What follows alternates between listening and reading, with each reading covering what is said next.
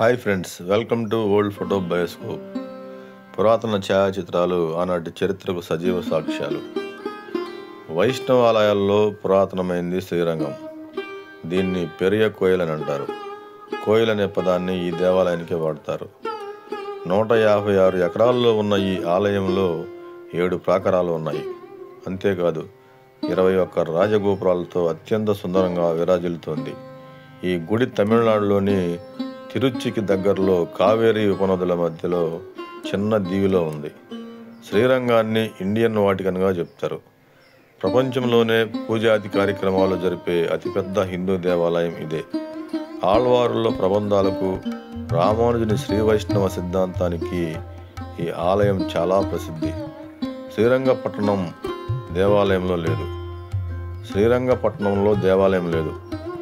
ఈ ఆలయంలోనే శ్రీరంగం పట్టణం ఉంది. అంటే అంత పెద్ద దేవాలయ సముదాయం ఇది. శ్రీరంగనాథుడు రంగనాయకి అమ్మవారిని 10 మంది ఆళ్వారులు, ఆండాళ్ ఆచార్యులు సేవించి తరించారని చెప్తూ ఉంటారు. పురాణాల ప్రకారం ఇక్ష్వాకు మహారాజు బ్రహ్మ గురించి తపస్సు చేస్తే బ్రహ్మ తాను ఆరాధించే శ్రీరంగనాథుని ఆ మహారాజుకి ఇస్తాడు. అప్పటి నుండి శ్రీరాముడి వరకు ఆ పరంపర కొనసాగింది. అయితే రాముడి పట్టాభిషేకం తర్వాత విభీషణుడు రాముడి ఎడబాటును భరించలేక ప్రార్థిస్తే శ్రీరంగనాథుడి అతడికి ఇస్తాడు శ్రీరాముడు. విభీషణుడు కావేరీ తీరానికి వచ్చేసరికి సంధ్యావందన సమయం అవుతుంటుంది.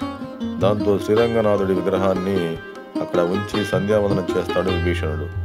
తిరిగి వచ్చేసరికి శ్రీరంగనాథుడు అక్కడే ప్రతిష్ఠ అయి ఉంటాడు. విభీషణుడు బాధపడితే రాత్రి వేళల్లో పూజలు అందుకుంటానని మాట ఇస్తాడు. గర్భాలయంలో ఉన్న విగ్రహాన్ని పెరియ పెరుమాళని, ఉత్సవ విగ్రహాన్ని నంబెరుమాళని పిలుస్తారు. ఈ దేవాలయంలో విష్ణుమూర్తి పక్కకు తిరిగి ఆదిశేషుడిపై పడుకుని ఉంటాడు. ఈ గుడిని పూర్తిగా ద్రవిడ శైలిలో నిర్మించారు. చోళరాజుల భక్తికి, ఆనాటి శిల్పకళకు ఈ ఆలయం గొప్ప ఉదాహరణ. ప్రధాన ద్వారం 237 అడుగుల ఎత్తులో ఉంటుంది. ఇంకా 50 దేవతా విగ్రహాలు, కోనేరు అత్యంత సుందరంగా కనువిందు చేస్తాయి. గర్భగుడి పైభాగం విమానాకారంలో ఉండటం ఈ గుడి ప్రత్యేకత. ఈ ప్రాంగణంలో తాయార్, చక్రధజవార్, ఉడయవార్, గరుడాల్వార్, ధన్వంతరి, హయగ్రీవార్ సన్నిధానాలను భక్తులు ఆనందంతో దర్శించుకుంటారు. తూర్పున ఉన్న గోపురంలో స్వామివారిని ప్రతిష్ఠించారు. దీర్ఘ చతురస్రాకారంలో ఉండే ఈ గర్భగుడి ఆలయానికి మూలస్థానం. 8వ శతాబ్దంలో శ్రీ రామానుజాచార్య పార్థివ దేహాన్ని కూడా ఈ ప్రాంగణంలోనే భద్రపరిచారు. ఆరోగ్యకారకుడైన ధన్వంతరి ఆలయం కూడా ఇక్కడే ఉంది. గర్భగుడి ఎదురుగా బంగారు స్తంభాలు ఉంటాయి. వీటిని తిరుమణై తూణ్ అంటారు. తమిళనాడులోని శ్రీ విల్లుపుత్తూరులో విష్ణు చిత్తులకు గోదాదేవి తులసి తోటలో దొరుకుతుంది.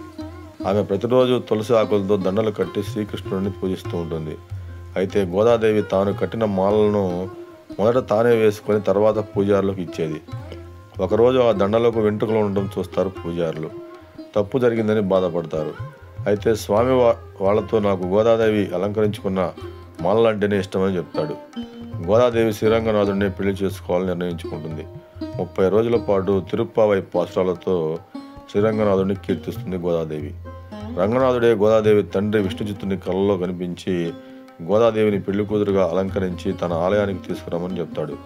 చివరకు గోదాదేవి ఆలయంలో స్వామివారిని అర్చిస్తూ ఆ దేవుడిలోనే అంతర్లీనమైందని అంటారు. అందుకే ఈ ఆలయంలో గోదాదేవి రంగనాథుల వివాహాన్ని అంగరంగ వైభవంగా నిర్వహిస్తారు. వైజ్ఞానికంగా ఎంతో ముందున్నామని చెప్పుకునే ఈ రోజుల్లో కూడా ఇంత గొప్ప ఆలయాన్ని ఎలా కట్టారో అంతు చిక్కడం లేదు. ఈ గుడిలో ఉన్న 1000 కాళ్ళ మండపాన్ని చూడడానికి 2 కళ్ళు చాలవు.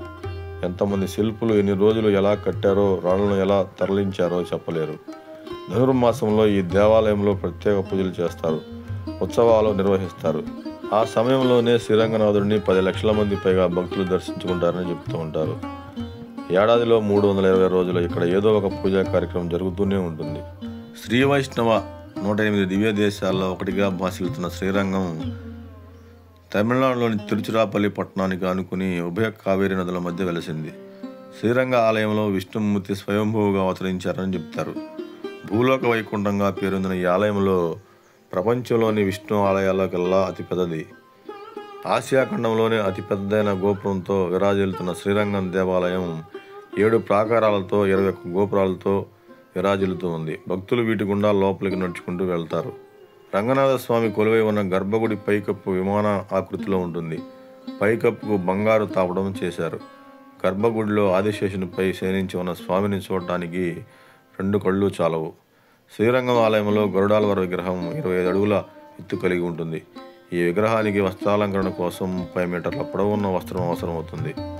గరుడాల్వార్కు సుందరమైన శిల్పకళతో కూడిన ఒక మండపం కూడా ఉంది. ఉత్సవాలు వేడుకల విషయానికి వస్తే శ్రీరంగనాథ స్వామి వారికి ఏటా 3 సార్లు బ్రహ్మోత్సవాలు జరుగుతాయి. అవి జనవరి, ఫిబ్రవరి మాసాల్లో తాయ్ పేరిట ఉత్సవం ఒక జరుగుతుంది.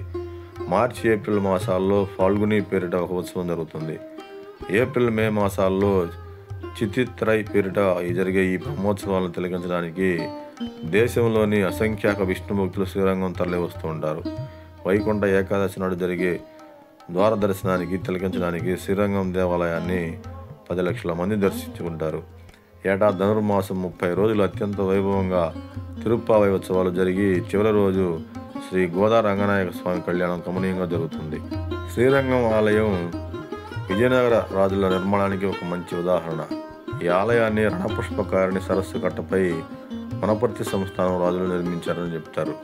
పవిత్రమైన శ్రీరంగం ఆలయంలో భక్తులు నేలపై చెక్కబడిన 5 చిన్న రంధ్రాలలో తమ వేళ్లను ఉంచే ఒక ప్రత్యేకమైన ఆచారం ఉంది. కానీ దాని వెనుక ఉన్న కథ ఏమిటంటే, రంగనాథుని భార్య అయిన రంగనాయకి దేవత ఒకప్పుడు ఈ చర్యను చేసిందని పురాణాలు చెప్తూ ఉంటాయి. తిరువరంగ తిరుపతి అని కూడా పిలువబడే శ్రీరంగనాథ స్వామి ఆలయం దేశంలోని అత్యంత ప్రసిద్ధ వైష్ణవ ఆలయాల్లో ఒకటి. శ్రీ మహావిష్ణువు యొక్క శయన రూపంలో ఉన్న రంగనాథుడే శ్రీ మహావిష్ణువు. శ్రీరంగం ద్వీపం భారతదేశంలోని తమిళనాడు రాష్ట్రంలోని తిరుచిరాపల్లి నగరంలో ఉన్న ఒక నదీ ద్వీపం. ఈ ద్వీపం కావేరి మరియు కొల్లిడం నదులచే ఏర్పడింది. శ్రీరంగంలోని శ్రీ రంగనాథ స్వామి ఆలయం ఉదయం 6 గంటల నుండి మధ్యాహ్నం 12:30 వరకు, సాయంత్రం 4 గంటల నుండి రాత్రి 8:30 వరకు స్వామి యొక్క దర్శనం వేళల్లో అనుమతించబడుతూ ఉంటాయి. అయితే పండుగలు, ప్రత్యేక కార్యక్రమాల సమయాలు మారుతూ ఉంటాయి. శ్రీరంగ దేవాలయంలో ఒక ప్రత్యేకమైన పూజ జరుగుతూ ఉంటుంది. ఇక్కడ ముఖ్యమైనదిగా చెప్పేటువంటి ఈ పూజ పేరు శుక్రదోష పూజ.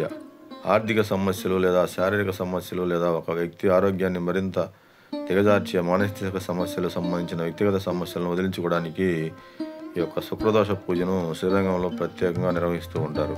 ప్రతిరోజు రాత్రి జరిగేటువంటి పల్లియరై పూజ 9:45 సమయంలో జరుగుతుంది రాత్రిపూట. ఈ పూజ తర్వాత ఆలయ తలుపులు మూసివేయబడతాయి. అక్కడ స్వామికి పాలు మరియు పండ్లు నైవేద్యం పెట్టి తలుపులు మూసిన తర్వాత తిరిగి ఉదయం 6 గంటలకు దేవాలయం తిరిగి తలుపులు తీయడం జరుగుతుంది. రంగంలోని రంగనాథ స్వామికి చేసేటువంటి ప్రత్యేకమైన పూజ తిరుమంజనం.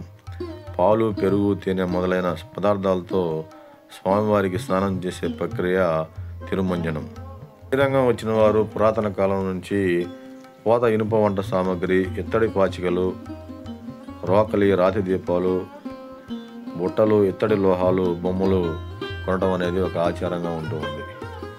శ్రీరంగపట్టణం పురాతనమైనటువంటి ఈ ఛాయాచిత్రాలు మీకు అందించడం జరిగింది. ఈ ఛాయాచిత్రాలు సుమారు 1860 కాలం మధ్యలో తీసినటువంటివి. ఈ యొక్క ఓల్డ్ ఫొటోస్, ఈ పాత ఛాయాచిత్రాలు ఈ శ్రీరంగపట్టణాన్ని ఎంత సుందరంగా, ఆనాటి పరిస్థితులు, ఆనాటి కాలంలో దేవాలయం ఎలా ఉందో మీకు చూపిస్తూ ఉన్నాయి. ఈ వీడియో మీకు నచ్చిందని అనుకుంటాను. ఓల్డ్ ఫోటో బయోస్కోప్ ఛానల్ను సబ్స్క్రైబ్ చేసుకోండి. మీ యొక్క లైక్స్ని తెలియజేయండి, అందరికీ షేర్ చేయండి. మరిన్ని మంచి ఓల్డ్ ఫొటోస్ చూడటానికి నాకు మీ యొక్క సపోర్ట్ని ఇవ్వండి. నేను మీ రాజు, ఓల్డ్ ఫోటో బయోస్కోప్ ఛానల్. జై హింద్.